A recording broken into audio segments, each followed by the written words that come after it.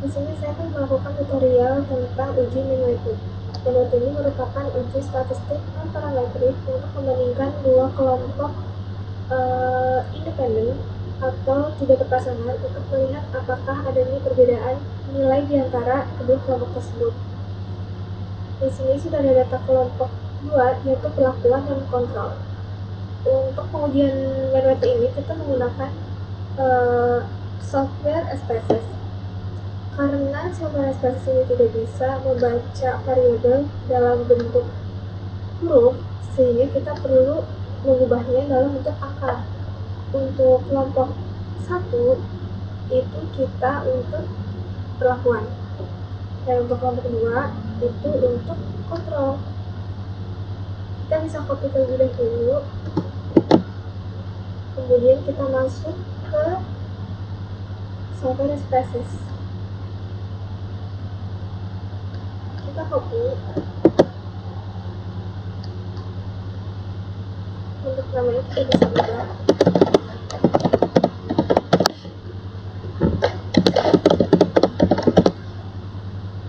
Untuk desimal bisa kita turunkan juga.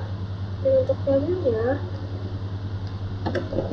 untuk kelompok 1 itu 8 dan untuk 2 itu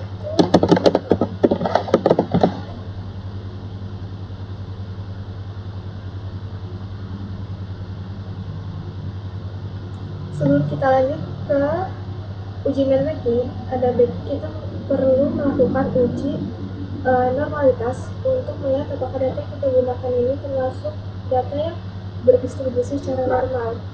Caranya kita bisa optimize ke deskripsi statistik, kemudian explore.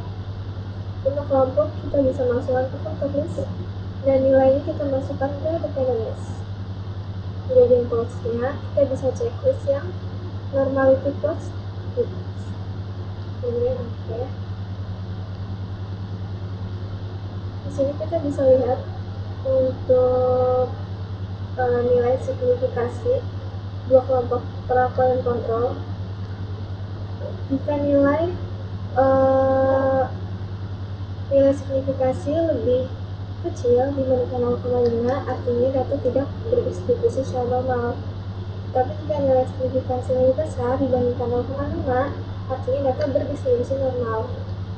Di sini untuk kedua kelompok tersebut terlihat bahwa nilai signifikasinya lebih kecil dibandingkan 0,05, sehingga data yang kita gunakan ternyata tidak berdistribusi secara normal. Di sini kita perlu melakukan uji lanjutan, yaitu uji manual. Caranya, klik analyze, kemudian ke non-parametric test, regresi, kemudian pilih yang kedua independent samples. Untuk kelompoknya kita bisa masukkan ke grouping variable dan nilainya bisa masukkan ke class variable. Untuk kelompok kita bisa masukkan angka karena kita menggunakan dua kelompok, angka 1 kan angka 2.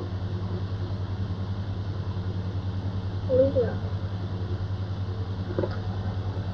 di sini terlihat untuk nilai matematiknya itu 28,5, nilai kosongnya 25,5, Z-nya minus 1,6, hasil sekitarnya itu 0,104. Untuk kriteria uji matematik sendiri, jika nilai asumsi totalnya itu lebih kecil dibanding dari 0,05, artinya ada perbedaan secara signifikan. Namun, jika nilainya lebih besar dibandingkan 0,5, berarti tidak ada perbedaan secara signifikan. Karena di sini nilai asumsi totalnya itu adalah 0,124, yang artinya itu lebih besar dibandingkan 0,05, berarti bisa kita ambil kesimpulan bahwa data tersebut dari dua kelompok tersebut tidak ada perbedaan secara signifikan. Oke, sekian video tutorial dapat saya sampaikan. Terima kasih.